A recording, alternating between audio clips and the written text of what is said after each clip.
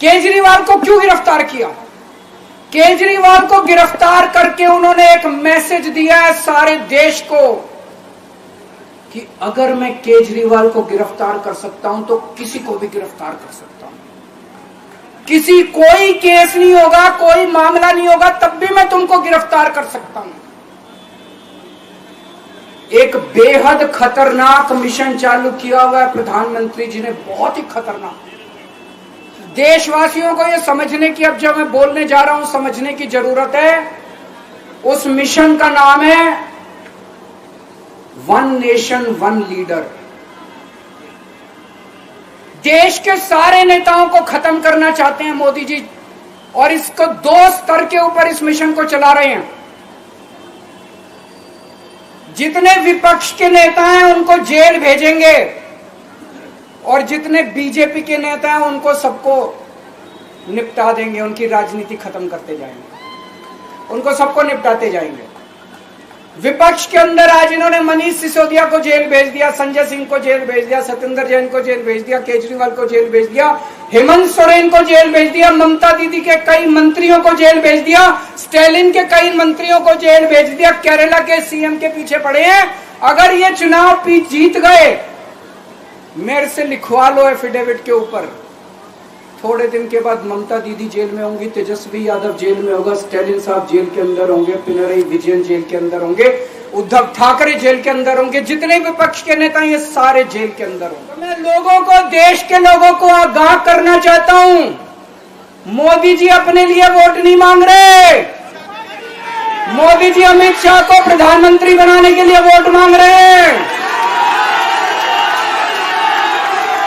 मैं पूछना चाहता हूं मोदी जी से और अमित शाह जी से, ये मोदी की गारंटी पूरी कौन करेगा? क्या अमित शाह मोदी की गारंटी पूरी करेंगे? जब आप अगर जो वैसे तो मेरे को लगता है, मैं भी आऊंगा उसके ऊपर, मुझे नहीं लगता इनकी सरकार बन रही है, लेकिन जो बीजेपी को वोट देने जाएं, वो ये सोच के जाना कि आप मोदी जी के नाम पे वोट नहीं दे रहे, आप अमित शाह के नाम पे वोट दे रहे।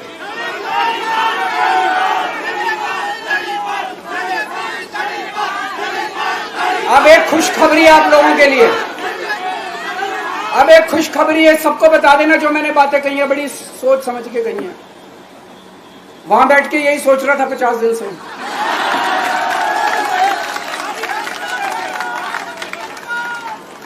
दोस्तों, पूरे देश के मेरे को बाहर निकले हुए 20 घंटे हो गए। इन 20 घंटों के अंदर भी मैंने रात भर में जनता से बात कर रहा था, लोगों से फोन कर रहा था।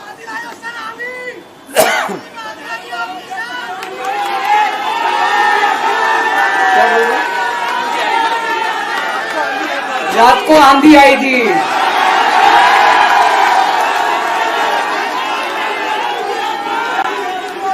पिछले 20 घंटे में मैंने जो बातचीत करी है, कई बड़े बड़े एक्सपर्ट से बात की, चुनाव विश्लेषकों से बात की, सेफोलॉजिस्ट से बात की, जनता से बात की, फोन पे लोगों से। मेरा अपना आकलन है कि 4 जून के बाद इनकी सरकार नहीं बन रही, मोदी सरकार नहीं बन रही।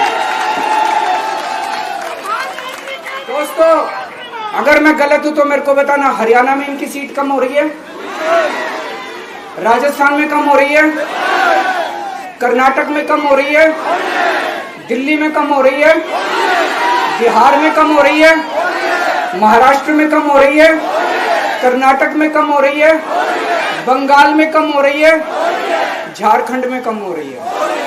बढ़ कहां रही है? यूपी में कम हो रही है, बढ़ कहां रही है? बड़े एक भी जगह इनकी सीटें नहीं बढ़ रही हैं। मेरा अपना मानना है, और सट्टा बाजार में भी वो जो चल रहा है, इनकी 220 से 230 के बीच में सीट आ रही है, उससे ज्यादा सीट नहीं आ रही। मोदी सरकार नहीं बन रही है, केंद्र में इंडिया गठबंधन की सरकार बन रही है। आम आदमी पार्टी उस सरकार का हिस्सा होगी। दिल्ली को पूर्ण राज्य दिलाएंगे। दिल्ली का एलजी लोगों का एलजी होगा, दिल्ली का एलजी दिल्ली वालों का एलजी होगा। गुजरात से आया हुआ अभी दिल्ली के लोगों का एलजी होगा, दिल्ली के लोगों का विकास। इन्होंने बीजेपी का एक नेता नहीं छोड़ा। आडवाणी जी की राजनीति खत्म कर दी इन्होंने, मुरली मनोहर जोशी की राजनीति खत्म कर दी, सुमित्रा महाजन की, शिवराज सिंह चौहान जिसने मध्य प्रदेश का चुनाव जीत के दिया इन लोगों ने, शिवराज सिंह चौहान ने उसको मुख्यमंत्री नहीं बनाया, उसकी राजनीति खत्म कर दी। वसुंधरा राजे की राजनीति खत्म कर दी इन्होंने, खट्टर साहब की राजनीति खत्म कर दी, डॉक्टर रमन सिंह की राजनीति खत्म कर दी। अब अगला किसका नंबर है? योगी आदित्यनाथ। अगर ये चुनाव जीत गए, मेरे से लिखवा लो, 2 महीने के अंदर उत्तर प्रदेश का मुख्यमंत्री बदल देंगे।